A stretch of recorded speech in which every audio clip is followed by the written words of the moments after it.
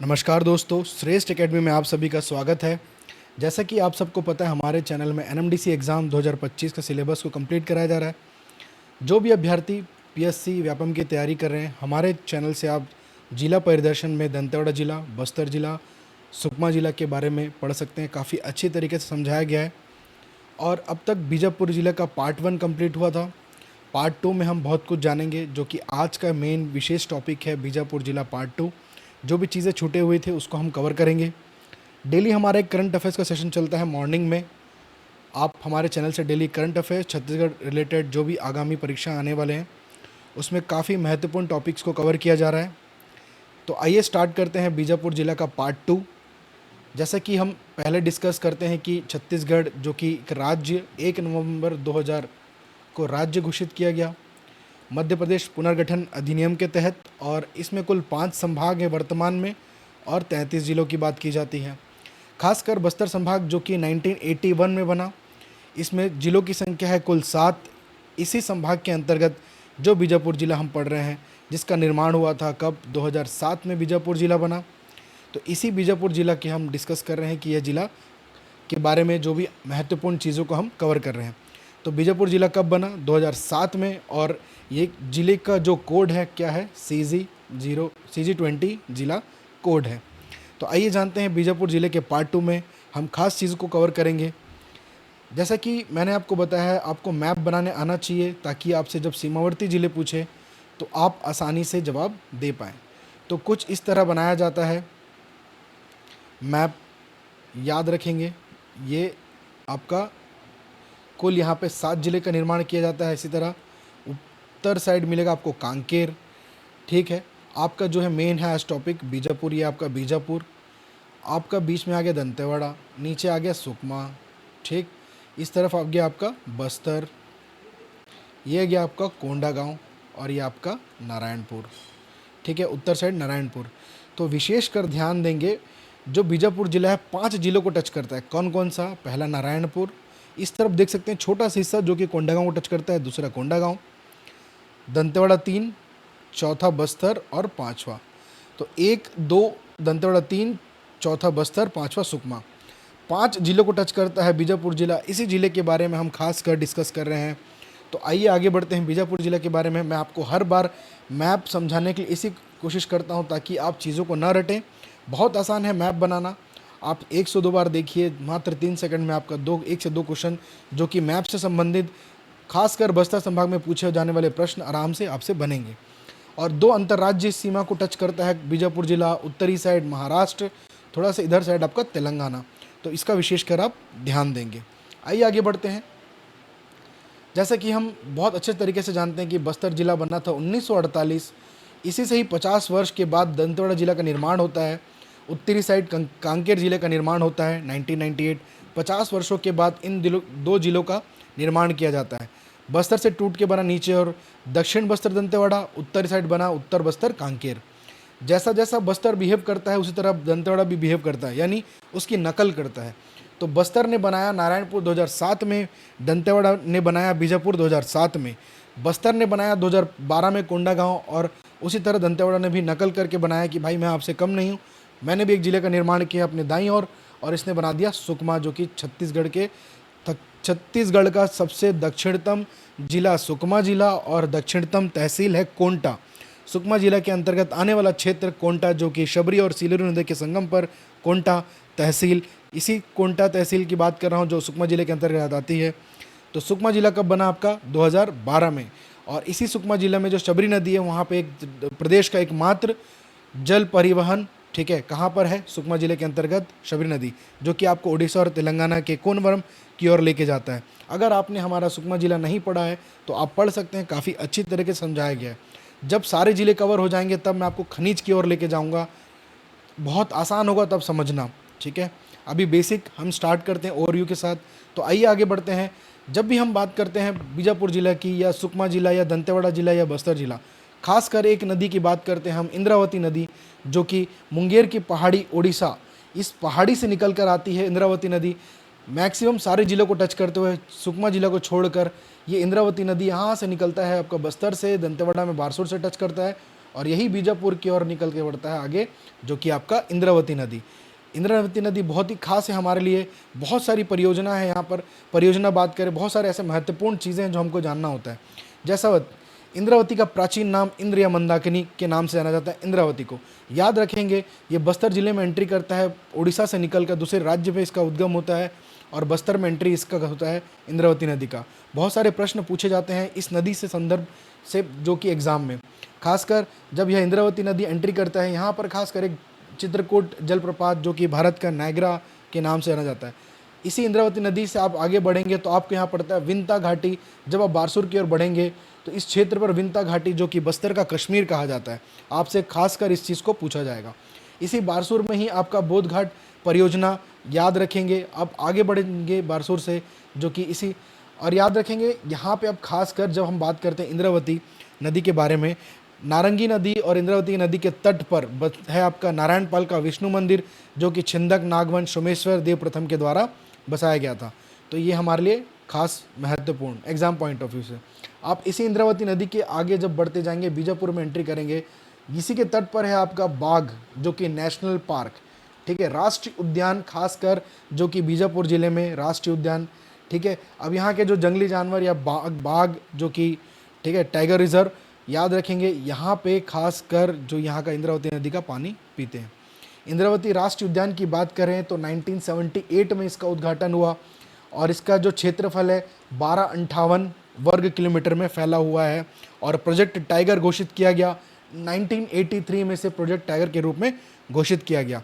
Tiger reserve तो याद रखेंगे, प्रदेश का प्रथम, हमारे लिए बहुत ही महत्वपूर्ण, यह उद्यान जंगली भैंसों के लिए प्रसिद्ध है, वन भैंसों का संरक्षण है। तो एक नदी के माध्यम से आप कितनी सारी चीज़ों को पढ़ सकते हैं, इसलिए कहा गया है चीज़ों को ना रटे, बड़े ध्यान से समझे। आपको हमने हर जिले में खासकर नदियों को समझाया है, आप पढ़ सकते हैं। इंद्रावती नदी यहाँ से जब आगे बढ़ता है, खासकर भद्रकाली नामक स्थान पर गोदावरी से इसका संगम होता है। इसी भद्रकाली स्थान पर है आपकी माता का मंदिर, भद्रकाली माता, काली माता का मंदिर स्थित है। गोदावरी और इंद्रावती नदी के संगम पर है भद्रकाली, इसी भद्रकाली पर है आपका काली माता का मंदिर, ठीक है। बसंत पंचमी के दिन प्रतिवर्ष विशाल मेले का आयोजन होता है यहाँ पर। अब देखिए, एक नदी आपको कितने सारे तथ्य के साथ जोड़ रहा है, तो हमारे लिए कितना महत्वपूर्ण है।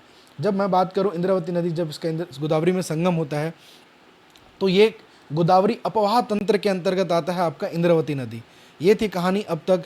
और आपका जो नीचे खासकर हम पढ़ते हैं शबरी नदी, जो कि कोरापुट की पहाड़ी, ये भी उड़ीसा में इसका उद्गम होता है। सुकमा जिला के कोनी और जो छोर में बहते हुए खासकर ये गोदावरी में जाके मिलती है। अब इसी शबरी नदी के माध्यम से जो जल परिवहन की मैं बात कर रहा था, ठीक है, आप जल परिवहन सुविधा पूरे राज्य में एकमात्र शबरी नदी है जो कि आपको उड़ीसा और तेलंगाना की ओर लेके जाता है। तेलंगाना में खासकर पूछा जाता है किस क्षेत्र में, जो कि 36 किलोमीटर की दूरी पर 36 किलोमीटर का ट्रैवल है, इसमें खासकर कोनवरम, याद रखेंगे कोनवरम के स्थान पर। ये थी कहानी अब तक बीजापुर की, जो हमने खासकर विशेष चीज़ों को पढ़ा। आइए आगे बढ़ते हैं कुछ महत्वपूर्ण टॉपिक्स। तो आप अगर जल के माध्यम से आपने देखा, दूसरी ओर देखते हैं हम NH63 के माध्यम से आप बस्तर से, बारसूर से एंट्री होते हुए आप बीजापुर पहुंच गए। NH63 आपको लेके जाता है खासकर निज़ामाबाद की ओर, याद रखेंगे, और NH63 इस तरफ ऊपर की ओर NH163 जो कि आपका हैदराबाद की ओर, ठीक है। यही है आपका भद्रकाली, यहाँ पर स्थान आता है आपका भद्रकाली, ठीक है। हमने खासकर यहाँ के जो प्लेसेस है उसमें एक चीज़ ये पढ़ा, ठीक है, कि हम एक कहानी के माध्यम से पढ़े। NH63 के माध्यम से सबसे पहले आप पहुँचते हैं भैरमगढ़। अब यहाँ पे हम कुछ लोग को घुमाने लेके आए थे खासकर बीजापुर में, तो वो कौन थे? भोपाल नामक व्यक्ति की कहानी मैंने आपको पार्ट 1 में बताया था कि ये जो आपका भोपाल नामक व्यक्ति क्या कर रहा है, पटनम, ठीक है, पटनम से आया है, ये कुछ कूट रहा है, तो बीजा कूट रहा है, कूट रहा से बना कोटरू, बीजा से बना बीजापुर, ठीक है। यहाँ खासकर आपका भैरमगढ़, बीजा कूट रहा है। इसके 7 दोस्त काफ़ी चिंता में थे। 7 दोस्त से बना 7 धारा जलप्रपात काफ़ी चिंता में थे, क्योंकि एक लंका में एक असुर का निवास था। लंका की बात की मैंने, लंका से बना लंकापल्ली जलप्रपात, असुर से बना असुर, और असुर का गुफा में निवास था असुर का। अब 7 दोस्त काफ़ी चिंता में थे, क्योंकि जो बीजा कूटते हुए इस क्षेत्र पर ये जो कि भोपाल पहुंच चुका था। भोपाल नामक व्यक्ति की कहानी, भोपाल जो कि पटनम में बीजा कूट रहा था, तो भोपाल पटनम ये बन गया आपका भोपाल पटनम, ठीक है। और सारे दोस्त मिलके उस दोस्त की दुआ करने लगे और माँ भद्रकाली और गोदावरी से, इंद्रावती से दुआ करने लगे। तो भद्रकाली स्थान पर माँ भद्रकाली का मंदिर, इसी स्थान की बात कर रहा हूँ मैं, माँ भद्रकाली का। ये थी कहानी कुछ। और 7 दोस्तों के बारे में मैंने अभी एक कहानी बताया था। देखिए उससे पहले आप देखिए, भोपाल नामक व्यक्ति पट्टनम में, पट्टनम से बना पट्टनम, जो कि भोपालपट्टनम, बीजा कूट रहा था, बीजा से बना बीजा, कूट रहा से बना कुटरू। ठीक है, ये जो क्षेत्र है यहाँ पर एक पड़ता है कुटरू। ठीक है, कुटरू, जिसके 7 दोस्त, 7 से दोस्त से बना 7 धारा जलप्रपात। चिंता में थे, चिंता से बनेगा चिंतावांगू नदी में थे, क्योंकि एक लंका में क्या, असुर का निवास, लंका से बना लंकापल्ली जलप्रपात, असुर से बना उसुर का गुफा या उसुर का निवास। अब दोस्त को बचाने के लिए मेड़ पर बैठकर, मेड़ से बना पामेड़ अभ्यारण्य, एक मेड़ पर बैठकर क्या करने लगे, दुआ करने लगे, बैठकर एक ताल में, ठीक है, एक ताल में दुआ करने लगे। ठीक है, ताल से बना तालपेरू, तालपेरू नदी, माँ भद्रकाली और इंद्रावती से क्या करने लगे, दुआ करने लगे। तो ये थी एक छोटी सी कहानी, इसके माध्यम से आपके सारे प्लेस कवर हो जाते हैं। आगे बढ़ते हैं। असुर के गुफा का सकल देख नारायण बोले, इससे अच्छा तो नड्डा पल्ली आमा है। ठीक है, असुर के गुफा यानी उसुर का गुफा, ठीक है, सकल नारायण गुफा, सकल देख नारायण बोले, इससे अच्छा तो नड्डा पल्ली और आवापल्ली, नड्डा पल्ली और आवापल्ली गुफा है। खासकर बीजापुर जिले में आपसे एग्जाम में पूछा जाएगा कि नड्डा पल्ली आवापल्ली गुफा किस जिले के अंतर्गत आता है, याद रखना है बीजापुर जिले के अंतर्गत आता है।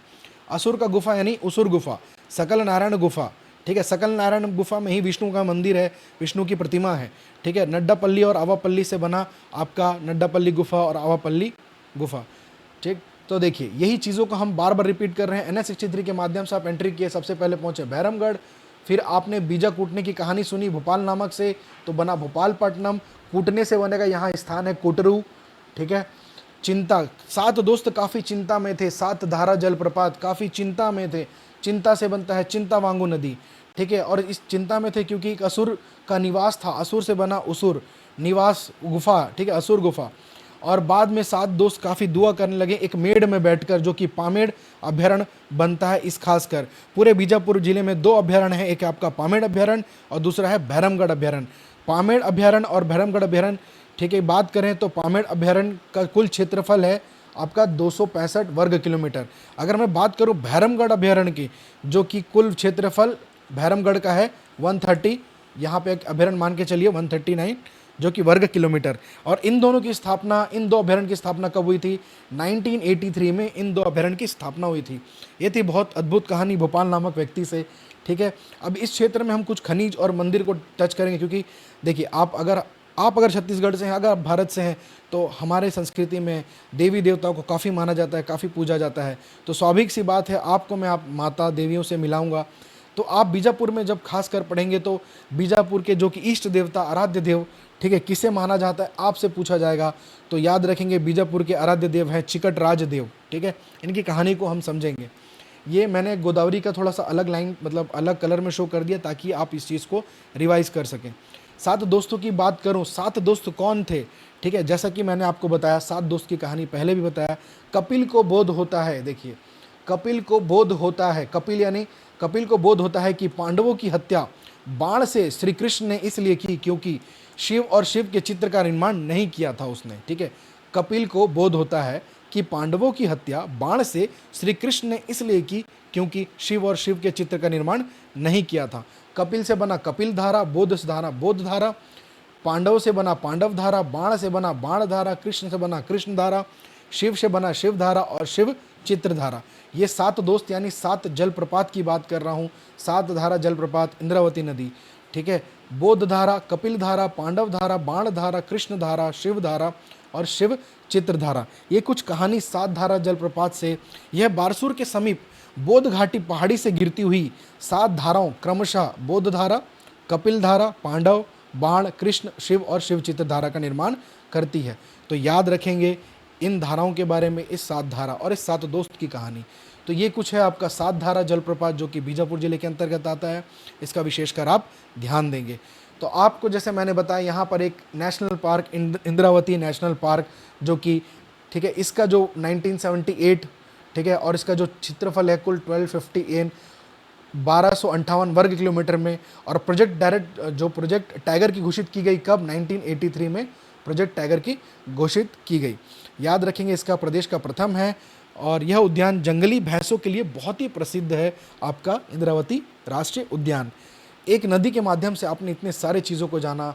चिंतावांगू, यहाँ पे चिंतावांगू जलप्रपात है, तालपेरू के पास बोंगतुंग जलप्रपात है, बोंगतुंग नदी है यहाँ पर, ठीक है, कुछ अभ्यारण्य। तो आप ऐसे चीज़ों को जब याद करके चलेंगे बहुत आसान होगा आपके लिए।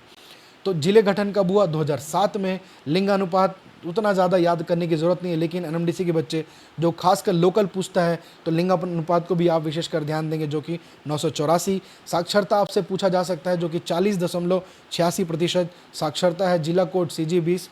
राष्ट्रीय राजमार्ग NH 63 163, जो कि हम जानते हैं। सीमावर्ती जिले को मैंने आपको ट्रिक के माध्यम, मैप के माध्यम से आप और याद करेंगे, क्योंकि आप जब बहुत सारे जिला पढ़ते हैं कितने ही जिलों को याद कर पाएंगे। तो मैप हमारे चैनल में आप पढ़िए, मैंने मैप को बताना सिखाया है, आप आसान तरीके से मैप के माध्यम से याद रख सकते हैं।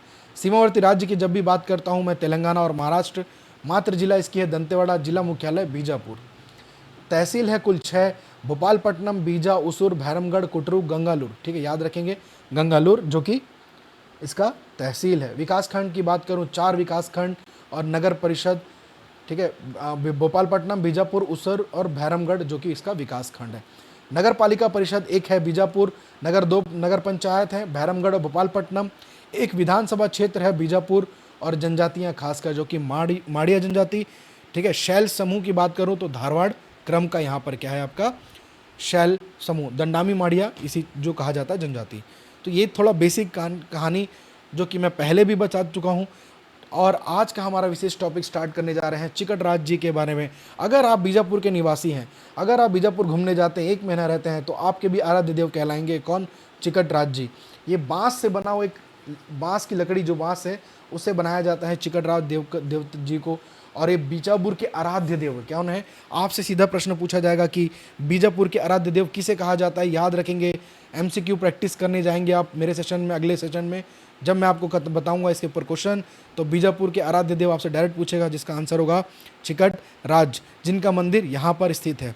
और यह क्या मूर्ति 15-20 फुट बनाया जाता है? जी नहीं, यह मूर्ति जो कि 6 से 7 फीट लंबे बांस नुमा आकार के एक काष्ठ में विराजमान है। और यहाँ खासकर एक मेले का, जो कि मेला आयोजन होता है, मेला रामनवमी के बाद प्रथम मंगलवार को मेला यहाँ पर होता है। तो ये हमारे लिए महत्वपूर्ण है। चिकट राज जो कि बीजापुर के आराध्य देव हैं, जिनका मंदिर यहाँ स्थित है। स्थानीय लोग काफ़ी हर्षोल्लास के साथ यहाँ पे मेले पे जाते हैं, और देख सकते हैं यहाँ लोग कितना इस देवता को मानते हैं। सभी एकत्रित होकर, जो कि मेला में आयोजन होता है, काफ़ी बड़ा पूजा होता है। आप खासकर यहाँ जाइए और देखिए, आपको अनुभव होगा कि एक आदिवासी जनजाति की संस्कृति पर एक इष्ट देवता की कितनी इम्पोर्टेंस है। आगे बढ़ते हैं। बीजापुर नगर के रहवासियों के आराध्य देव हैं चिकट राज, जिनका पूरे जिले के क्षेत्रवासियों के लिए ऐतिहासिक धार्मिक महत्व है। बीजापुर से गंगालूर मार्ग पर लगभग 1 किलोमीटर दूरी पर चिकट राज देव का मंदिर है। आपसे पूछा जाएगा चिकट राज देव का मंदिर किस जिले के अंतर्गत आता है, तो याद रखेंगे बीजापुर जिले के अंतर्गत आता है। इस मूर्ति की प्रतिमा लगभग 6 से 7 फुट लंबे बांसनुमा आकार के एक काष्ठ में विराजमान है, ठीक है। मंदिर के आगे गणेश, विष्णु, शिव, लक्ष्मी आदि देवताओं के प्राचीन शिल्प मूर्तियां स्थापित हैं। और चैत्र नवरात्रि के रामनवमी के बाद आने वाले प्रथम मंगलवार को यहाँ क्या होता है? मेले का आयोजन होता है। खासकर चैत्र नवरात्रि के रामनवमी के बाद आने वाला प्रथम मंगलवार, ठीक। तो अब देखिए, अब आराध्य देव से आप मिल लिए भाई, स्वाभाविक सी बात है, जब भी अगर आप अपनी माता के बारे में डिस्कस नहीं करेंगे तो माता क्या हो गई? नाराज़ हो गई। तो चलिए माता के बारे में थोड़ा डिस्कस करते हैं, माता को खुश करते हैं। भद्रकाली माँ, ठीक है, जो कि गोदावरी और इंद्रावती नदी के संगम पर माँ भद्रकाली स्थान पर भद्रकाली माता का मंदिर है। बसंत पंचमी के दिन प्रतिवर्ष विशाल मेले का आयोजन किया जाता है। कब? भद्रकाली काली माता का मंदिर बसंत पंचमी के दिन वर्ष विशाल मेले का आयोजन किया जाता है, ठीक है। माँ भद्रकाली देखेंगे, ये कुछ इमेजेस हैं, छवि माँ भद्रकाली के बारे में। और आप भद्रकाली माता के बारे में डिस्कस नहीं करेंगे तो आपसे क्या है, माता नाराज़ हो जाएगी। अब माता को खुश करना है, माता तो यूं ही नाराज़ आसान तरीके से खुश नहीं होती, तो आपको खासकर इनको खुश करने के लिए अंगार के ऊपर चलना पड़ता है। तो खासकर क्या, अग्नि, जो कि अग्नि अंगार के ऊपर यहाँ पे आपको चलना पड़ता है माता को खुश करने के लिए। इस मेले में खास आयोजन होने वाला ये जो भव्य आयोजित होता है, तो याद रखेंगे, ठीक है। इंग्लिश वाले देख लेंगे यहाँ पर। The temple in the Bhadrakali village is 20 kilometers from Bhopalpatnam. The temple is dedicated to goddess Kali, ठीक है। और ये खासकर भद्रकाली माता जो कि काकतीय वंश से संबंधित, याद रखें इंग्लिश में जिनका भी, जो इंग्लिश के बच्चे हैं वो भी ध्यान देंगे। Kakatiya ruler who was a believer of goddess Kali, तो काकतीय वंश के जो शासक थे और वे काली माता को खासकर बहुत मानते थे, इष्ट देव कह सकते हैं। और वसंत पंचमी के दिन यहाँ पे क्या होता है, बड़े मेले का आयोजन किया जाता है। अब माता को खुश करने के लिए क्या किया जाता है, अग्नि कुंड में, क्योंकि आपने आराध्य देव की बात की लेकिन माँ काली के बारे में नहीं बताया, माँ को थोड़ा संतुष्ट करने के लिए आप अग्नि कुंड पर चलना चालू कर दिए। ये थी भद्रकाली माता से संबंधित कुछ महत्वपूर्ण जानकारी, ठीक है। और आपसे पूछने जाने वाला प्रश्न है कि बसंत पंचमी के दिन प्रतिवर्ष विशाल मेले का आयोजन किस जिले में होता है, या फिर भद्रकाली माँ से संबंधित क्वेश्चन पूछ सकता है, तो आप इस चीज़ का विशेषकर ध्यान देंगे। तो देखिए एक क्वेश्चन मैं आपके लेके आया हूँ, एक सैम्पल क्वेश्चन। जब मैं एमसीक्यू कराऊंगा आप आइए मेरे सेशन पे, एमसीक्यू अटेम्प्ट कीजिए, आपके लगभग बहुत सारे क्वेश्चन और आपका टॉपिक क्लियर होगा बीजापुर जिले से।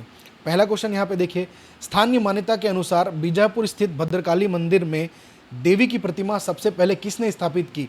याद रखेंगे काकतीय शासक ने स्थापित की। आपसे डायरेक्ट वंश या शासकों के बारे में यहाँ पे पूछा जाएगा। अगले हैं माँ भद्रकाली की बात करते हैं, तो अभी सावन का महीना चल रहा है और खासकर भैरम देव बाबा शिव जी के बारे में भी पढ़ना ज़रूरी है। तो भैरम देव बाबा की बात करें, यह मंदिर भैरमगढ़ में स्थित भगवान शिव की अवतार को समर्पित है। खासकर 13वीं-14वीं शताब्दी में इस मंदिर का निर्माण किया गया था। ऐसा माना जाता है, यहाँ पर पौराणिक कथाओं में लिखा गया है कि अर्धनारीश्वर भगवान शिव का एक रूप माँ दंतेश्वरी की आराध्य देवी, ठीक है। यहाँ पे अर्धनारीश्वरी जो कि भगवान शिव का रूप है। यह प्राचीन मंदिर छत्तीसगढ़ के बीजापुर जिले में है। याद रखेंगे बड़े विशाल खंडों पर उत्कीर्ण अर्धनारीश्वर की शिलाचित्र मूर्ति बनी हुई है। 13वीं शताब्दी की बात करते हैं, या इस चीज़ का विशेषकर ध्यान देना है। अर्धनारीश्वर भगवान शिव का एक रूप में जाने जाते हैं, जिन्हें माँ दंतेश्वरी के आराध्य देव भी माना जाता है। मंदिर से लगभग 500 मीटर के दायरे में नागवंश से संबंधित कई मूर्तियां मिली हैं। तो ये है कुछ कहानी। इस क्षेत्र के भगवान ब्रह्मा की एक दुर्लभ भी प्रतिमा प्राप्त हुई है। तो इससे संबंधित क्वेश्चंस मैं आपको ज़रूर कराऊंगा। आप हमारे चैनल पर आइए, एमसीक्यू अटेम्प्ट कीजिए, साथ ही साथ हम क्विज़ कराते हैं। हमारे सेक्शन में आप क्विज़ पढ़ सकते हैं। हमारे चैनल में जो क्विज़ डेली पोस्ट किया जाता है आप उसको अटेम्प्ट करिए, आपका एमसीक्यू बहुत अच्छे तरीके से क्लियर होगा। देखिए यहाँ पर एक पुजारी कांकेर नामक स्थान है।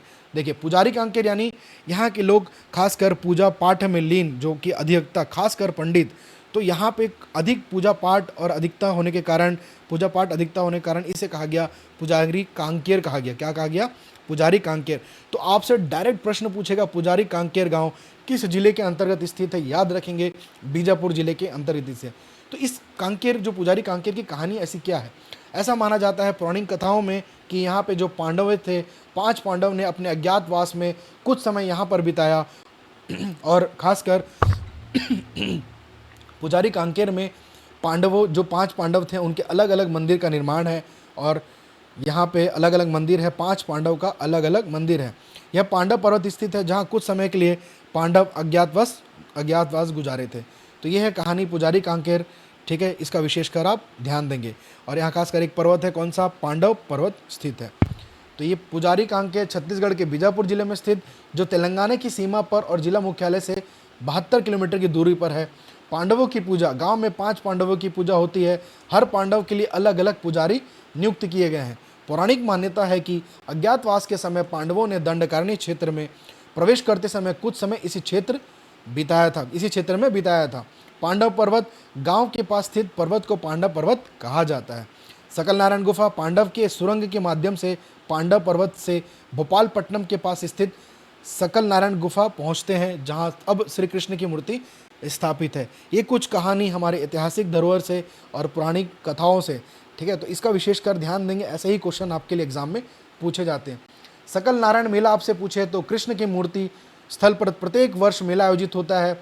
धर्मराज मंदिर गांव की सरहद पर युधिष्ठिर धर्मराज का मंदिर है, जो हर 2 वर्ष में एक बार मेला होता है। तो आपसे पूछेगा, ठीक है, गांव की सरहद युधिष्ठिर का मंदिर कहाँ पर है, या धर्मराज का मंदिर किस जिले के अंतर्गत आता है? तो याद रखेंगे बीजापुर जिले के अंतर्गत। सकल नारायण मेला किस जिले में आयोजन होता है? जो कि बीजापुर जिले में। खासकर यहाँ पर सकल नारायण गुफा है। सकल नारायण गुफा के अंतर्गत किसकी मूर्ति प्रतिमा है? श्री कृष्ण की। तो ऐसे प्रश्न आपके लिए मैं लेके आऊँगा और जो कि एग्जाम में पूछे जाते हैं। मेला की विशेषता की बात करें तो अप्रैल माह के बुधवार को होता है। 25-30 गाँवों के देवी देवता शामिल होते हैं। ठीक है, गांव का नामकरण, गांव में पूजा पाठ व पुजारियों की अधिकता होने के कारण इसका नाम पड़ा, क्या पड़ा, अधिकता होने के कारण पड़ा पुजारी कांकेर। ठीक, और यहाँ पे नड्डापल्ली आवापल्ली गुफा कुछ इस प्रकार है, जो कि बीजापुर जिले के अंतर्गत आती है। मैंने बात करी थी इंद्रावती नेशनल पार्क की। पूरे भारत में 106 नेशनल पार्क्स हैं 2024 डाटा के अनुसार, और जो कि हमारा राष्ट्रीय उद्यान नेशनल पार्क बीजापुर में यहाँ पर स्थित है। बात करें 1978 वर्ष और क्षेत्रफल है कुछ 1258 वर्ग किलोमीटर। प्रोजेक्ट टाइगर कब घोषित किया गया? प्रदेश का प्रथम 1983, टाइगर रिजर्व 2009। ठीक है, तो वन्य जीव यह उद्यान जंगली भैंसों के लिए प्रसिद्ध है। वन भैंसों का संरक्षण, संवर्धन तथा सुरक्षा की दृष्टि से यह देश का पहला राष्ट्रीय उद्यान है। इसका खास विशेषकर आप ध्यान देंगे। पहाड़िया की बात करूं, अब इतने सारे नदियों गुफाओं की बात करी मैंने, तो स्वाभाविक सी बात है अलबका की पहाड़ी, अलवामा, ये एक्चुअल में अलवामा नहीं है, अलबामा की पहाड़ी और पोसलपड़ी की पहाड़ी। तो ये जो अलबका की पहाड़ी, अलबामा की पहाड़ी, यहीं पे है आपका सकल नारायण की गुफा, इसी क्षेत्र के अंतर्गत आता है। और यहाँ पे एक पोसड़ पाली की पहाड़ी पड़ता है, पोसड़ पल्ली कहा जाता है उसे एक्चुअल में, है ना। हमने 2 अभयारण्य के बारे में पढ़ाया था मैंने आपको, पामेड़ अभयारण्य और भैरम, ये भैंस गाँव नहीं होगा, भैरमगढ़ अभयारण्य। इन दोनों की वर्ष की स्थापना है 1983। एक है आपका 265 वर्ग किलोमीटर। आपसे पूछेगा डायरेक्ट बीजापुर जिले के अंतर्गत आने वाले सबसे बड़ा क्षेत्रफल के आधार पर कौन सा अभयारण्य सबसे बड़ा है, या फिर पामेड़ अभयारण्य, याद रखना है। दूसरा है भैरमगढ़ अभयारण्य, जो कि 139 वर्ग किलोमीटर के अंतर्गत। यह है आपका पामेड़ वाइल्ड लाइफ सेंचुरी। ठीक, और यह आपका भैरमगढ़ वाइल्ड लाइफ सेंचुरी। तो आप इसका ध्यान देंगे विशेषकर, जो कि हमारे बीजापुर जिले के अंतर्गत बस्तर संभाग में आता है। अब तक हमने जो पढ़ा यही है वो कहानी। राष्ट्रीय उद्यान देखा हमने, सातधार देखा, भैरमगढ़ में बाबा मंदिर देखा, भैरमगढ़ में अभयारण्य देखा, बीजापुर देखा हमने, जिला मुख्यालय इसे पटनम देखा हमने, बीजा कूटते हुए यहाँ पे आपका कुटरू पड़ता है। चिंता में चिंतावांगू नदी, एक ताल में वो क्या करने लगे इंद्रावती गोदावरी से, 7 दोस्त दुआ करने लगे, ताल से बना ताल पेरू। लंका में असुर का निवास था, लंका से बना लंकापल्ली, असुर से बना उसुर गुफा, पामेड़ अभ्यारण्य और बोंगतुंग जलप्रपात। ये थी बहुत अद्भुत कहानी हमारे बीजापुर जिला की। उम्मीद करता हूँ सभी को समझ में आया होगा। आप यहाँ पे जब भी जाएंगे तो प्रणाम करके जाएंगे, किसको? आराध्य देव को। अब आराध्य देव को आपने प्रणाम किया, माता को नहीं पूछा, आप माता से जरूर मिलिए माँ भद्रकाली। और अगर माँ भद्रकाली से मिलने से पहले उनको मनाने के लिए आप क्या करते हैं? अंगार पे चलते हैं। तो अग्नि में चलने का प्रथा है कुछ, यहाँ से ऐसा कोई भी क्वेश्चन आपसे पूछा जा सकता है। तो ये थी कहानी बहुत अच्छी हमारे बीजापुर जिला की। नड्डापल्ली आवापल्ली गुफा, उसुर गुफा, धनगोल यहाँ पे एक क्षेत्र पड़ता है, और सकल नारायण गुफा एक क्षेत्र पड़ता है। ठीक है, मुख्य खनिज की बात करूं तो ठीक है, यहाँ पे आपको मुख्य खनिज में जो खासकर ये कोरुंग नहीं होगा, ये कोरंडम होगा। क्या होगा? कोरंडम कहाँ पाया जाता है? इसको लिख लेते हैं अच्छा से, वरना आपको लगेगा क्या ही लिख रहे हैं। कोरंडम उसुर, कुकानार, दंपे क्षेत्र, चिर्रापल्ली व धंगोल। देखिए इस मैप में मैं आपको दिखा रहा हूँ, ये जैसा बीजापुर है, ठीक है, बीजापुर है ना, और यहाँ पे चिर्रापल्ली, मद्देड़, ये जो खास के ये जो क्षेत्र है, जिनांगुर, ये क्षेत्र में क्या पाया जाता है? कुकानूर, ये सब क्षेत्र में कोरंडम पाया जाता है। गार्नेट जो कि कुकानूर में पाया जाता है। मैंने मैप से निकालने की कोशिश की इस चीज़ों को, तो ये जो आसपास के क्षेत्र हैं, देखिए मैंने बताया था बीजापुर, जस्ट उसके ऊपर यहाँ पर क्या आपका कुटरू है। ठीक है, कुटरू है, और ये देखिए गंगालूर, यहाँ पे आपका गंगालूर है मैप में। यही है आपका मैप। लंकापल्ली, आवापल्ली गुफा, इन्हीं गुफाओं की मैं बात करता हूँ बार बार अपने। ठीक है, इस क्षेत्र में आप देखिए, इस क्षेत्र में देखिए NH63 को पकड़ के आप यहाँ से आ रहे हैं, इसको मैं आपको पॉइंटर से दिखाता हूँ। ये आपका NH63, इसी के माध्यम से आप घुसे NH63, मद्देड़, चिर्रापल्ली होते हुए NH63 आपको निज़ामाबाद की ओर लेके जाएगा, जो कि यहाँ पर है। ठीक है, तेलंगाना की ओर। NH163 यहाँ से आप इधर जाएंगे, A2 नगरम से आप जैसे ही पार करेंगे, आपका जो खासकर पड़ेगा हैदराबाद की ओर बढ़ेंगे इस क्षेत्र से। इधर से आप निज़ामाबाद, इस तरफ आपका हैदराबाद की ओर। तो ये था कुछ कहानी आपका खासकर बीजापुर ज़िले से। और आपको याद रखना है, प्रदेश का एकमात्र ऐसा क्षेत्र जहाँ पे क्या मिलता है? ताम्र अयस्क पाया जाता है। एकमात्र जिला छत्तीसगढ़ का यहाँ खनिज मिलता है। कौन सा? ताम्र अयस्क। किस क्षेत्र में? मोंगरा, इटेपाल, गिलगिच्चा। ठीक है, ये एक्चुअल में मोड़े नार है। ठीक है, मोंगरा नहीं होगा, ये मोड़े नार है। थोड़ा सा सुधार लेंगे, मोडेनार, मोडेनार, इटेटोपाल, गिलगिच्चा, ठीक है। इन क्षेत्र में एक छत्तीसगढ़ का एकमात्र क्षेत्र है, एकमात्र जिला है जो ताम्रअयस्क मिलता है खासकर, और ये बहुत ही महत्वपूर्ण है, काफ़ी एग्जाम में इस चीज़ को पूछा गया है, ठीक है, छत्तीसगढ़ के द्वारा। और भोपालपट्टनम में 1795 ईस्वी में भोपालपट्टनम का संघर्ष हुआ था। इसको हम पार्ट 3 में पढ़ेंगे, जब जो छोटी छोटी चीज़ें बचे हैं मैं या तो इसको जब मैं विद्रोह के बारे में बताऊंगा तो आपको वहाँ से मैं कवर करूँगा, ठीक है। तो ये थी कुछ कहानी, खासकर हमने कोशिश करे कि सारी चीज़ों को कवर करने की। और अगर याद रखेंगे यहाँ पे एक बीजापुर में इंचमपल्ली बांध, इंचमपल्ली बांध पूछता है किस जिले के अंतर्गत आता है, ठीक है। ये खासकर बीजापुर जिले ताड़लागुड़ा क्षेत्र के चंदूर धुदेड़ा गांव की सीमा से लगी गोदावरी नदी पर इंचमपल्ली बांध परियोजना, ठीक है। इतना बड़ा नदी है तो obvious सी बात है बांध होगा, तो इंचमपल्ली बांध याद रखेंगे, है ना। जैतापुर एक याद रखना है, गोदावरी और इंद्रावती के नदी का संगम होता है जैतापुर, ठीक है। पोसड़पल्ली हमने पढ़ा, सकल नारायण गुफा, लंकापल्ली की गुफा, बोंगतुंग जलप्रपात, सकल नारायण, ठीक है, जो कृष्ण मंदिर। तो हमने लगभग सारी चीज़ों को कवर किया है, और मैं एक पार्ट और लेके आऊँगा, लेकिन अभी नहीं, पहले मैं नारायणपुर जिला बताऊँगा, उसके बाद आपका जो कि MCQ सेशन आएगा। तो जो बच्चे भी मुझे फॉलो करते हैं, आप हमारे चैनल में आपके लिए मैराथन MCQ GK क्वेश्चन लाने वाला हूँ। बहुत ही महत्वपूर्ण प्रश्न रहेंगे, पिछले जो ज़िले में से भी पूछा जाएगा, नए ज़िले को जो हमने कंप्लीट किया है उसके बारे में भी हम ऐड कर रहा हूँ मैं क्वेश्चन, करंट अफेयर्स होंगे, बहुत अलग अलग क्वेश्चंस आपको देखने को मिलेंगे, लगभग 300 क्वेश्चन, और इसमें से पुराने क्वेश्चंस भी रहेंगे ताकि आपका एक रिवीजन भी हो जाए, ठीक है। और आप हमें कांटेक्ट कर सकते हैं हमारे ईमेल आईडी पे cgexam55@gmail.com। अगर आपको कोई भी डाउट है कमेंट सेक्शन में पूछिए। और मुझे कमेंट सेक्शन में बहुत सारे मैसेज आ रहे हैं कि सर गोंडी पढ़ाइए, GK पढ़ाइए, लोकल GK। पहले मैं मेरा जो उद्देश्य है, आपका जो रूट मैप तैयार होना चाहिए जिलों के बारे में, रोड और नदियों के बारे में, उसके बाद उस क्षेत्र की जनजाति, त्यौहार और वहाँ लोकल लैंग्वेज को भी मैं पढ़ाऊँगा। थोड़ा सा आप समय रखें और संयम बनाए रखें। अगर मैं आपको बता दूंगा दंडामी माड़िया की कुछ बोलियाँ को लोग क्या कहते हैं, फिर आप ये कभी भूल जाओगे कि भाई वो किस ज़िले में आते हैं। तो आपका जो मैप और जनजाति क्लियर होना चाहिए, उसके बाद बहुत आसान होगा पढ़ना। उसके बाद आप जितना चाहें रटिए, क्वेश्चन बनाइए। मैं चाहता हूँ कि आपका कॉन्सेप्ट क्लियर हो। तो मिलते हैं अब नेक्स्ट सेशन में कुछ अच्छे टॉपिक्स के साथ। आशा करता हूँ आपको सभी को समझ में आया होगा, आप सभी को बीजापुर जिला के बारे में। धन्यवाद। अब मिलते हैं कुछ अच्छे टॉपिक्स और नए क्वेश्चंस के साथ।